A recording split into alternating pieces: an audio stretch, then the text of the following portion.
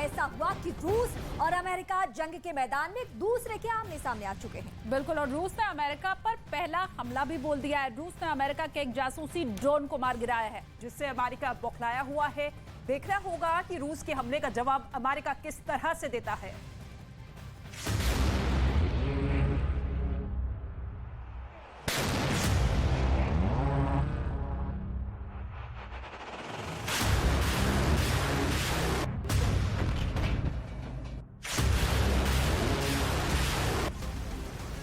रूस यूक्रेन युद्ध को लेकर पूरी दुनिया को जिस अनहोनी का डर था वो हो गया।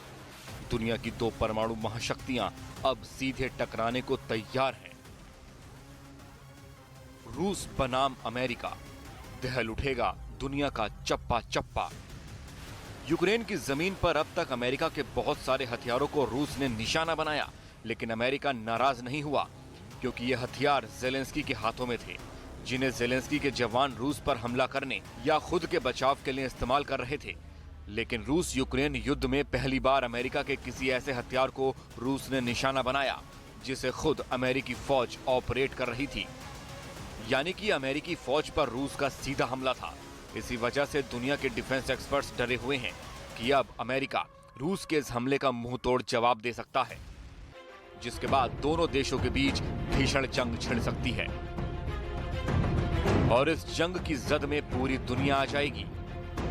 दरअसल बीते मंगलवार को ब्लैक सी के ऊपर अमेरिका का MQ-9 रीपर जासूसी ड्रोन एक खुफिया ISR मिशन पर था। उसी वक्त दो रूसी लड़ाकू जेट्स ने उसे घेर लिया और उस पर हमला कर उसे समंदर में क्रैश करा दिया। रूसी हमले की ये सारी हरकत अमेरिकी ड्रोन के कैमरों में कैद कर ली गई और अमेरिकी फोर्स के कमांड सेंटर भेज दी गई। इसी वीडियो के आधार पर अमेरिका ने रूस पर संगीन आरोप लगाए हैं। What we saw again were fighter aircraft dumping fuel in front of this UAV and then getting so close to the aircraft that it actually damaged the propeller on the MQ-9. We assessed that it likely caused some damage to the Russian aircraft as well. To our knowledge, well, we know that the Russian aircraft did land. I'm not going to go into where they landed. America का ये खतरनाक जासूसी drone अपने साथ हथियार ले जाने में भी सक्षम है। हालांकि अमेरिका ने इस बारे में कोई जानकारी देने से इनकार कर दिया कि हमले के वक्त MQ-9 हथियार से लैस था या नहीं।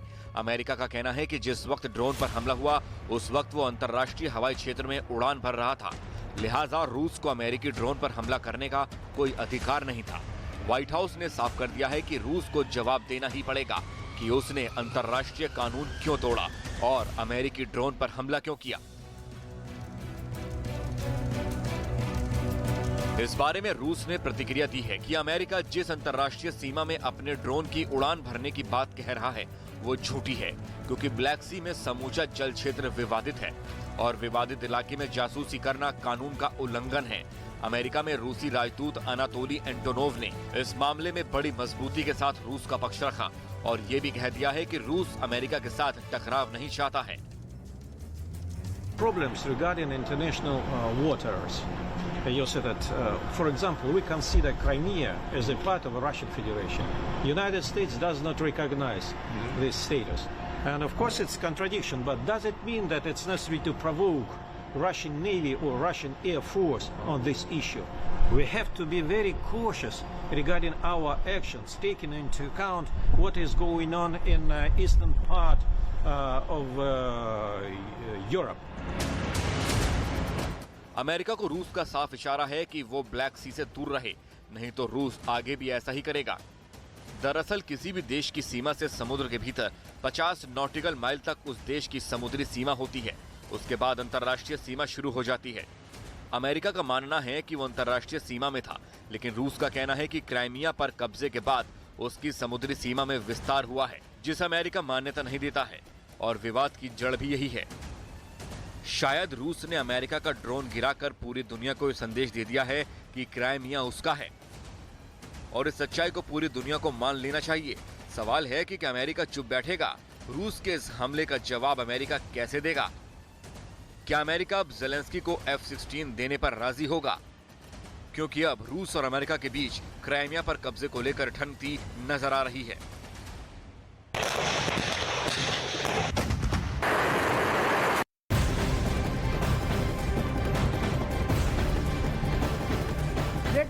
से अंतर्राष्ट्रीय हवाई क्षेत्र का सम्मान करने की अपील की है। ब्रिटिश रक्षा सचिव बेन वालेस ने यह बयान टोक्यो में आयोजित जापान डिफेंस शो में दिया है।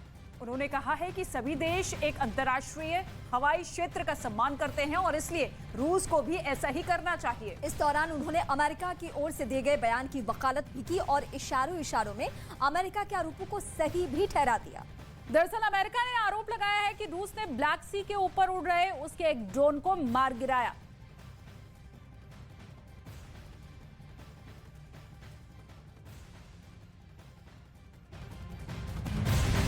और काला सागर में अमेरिका और रूस के टकराव के बीच विश्व युद्ध का खतरा फिर बढ़ गया है। दोनों देश दुनिया की महाशक्तियों में गिने जाते हैं। आइए इस वक्त हम आपको दोनों देश की ताकत के बारे में बताते हैं। सबसे पहले आपको दोनों देश की जमीनी ताकत के बारे में एहसास कराते हैं। बिल्कुल, और देखिए रूस के पास एक्टिव सैनिक 9 लाख हैं, अमेरिका के पास इसकी संख्या 14 लाख है।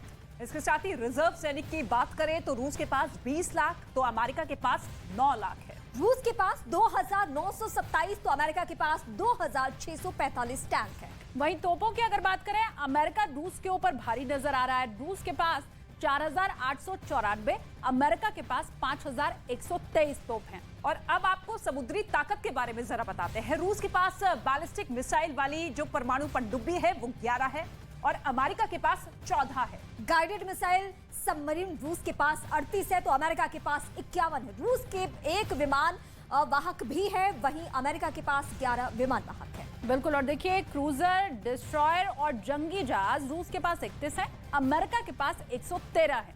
और अब दोनों की क्षमता के बारे में जरा आपको बताते हैं। देखिए रूस के कॉम्बैट एयरक्राफ्ट 1172 की संख्या में है तो अमेरिका के पास 1574 है। बॉम्बर एयरक्राफ्ट की बात इस वक्त हम करेंगे तो रूस के पास बॉम्बर एयरक्राफ्ट 76 तो अमेरिका के पास 66 है। और वही रूस के 339 अटैक हेलीकॉप्टर है, अमेरिका के पास इसकी संख्या 339 है। और ड्रोन पर नजर डालें तो अमेरिका रूस से काफी ज्यादा आगे है। रूस के पास 50 ड्रोन है तो अमेरिका के पास 416 ड्रोन है।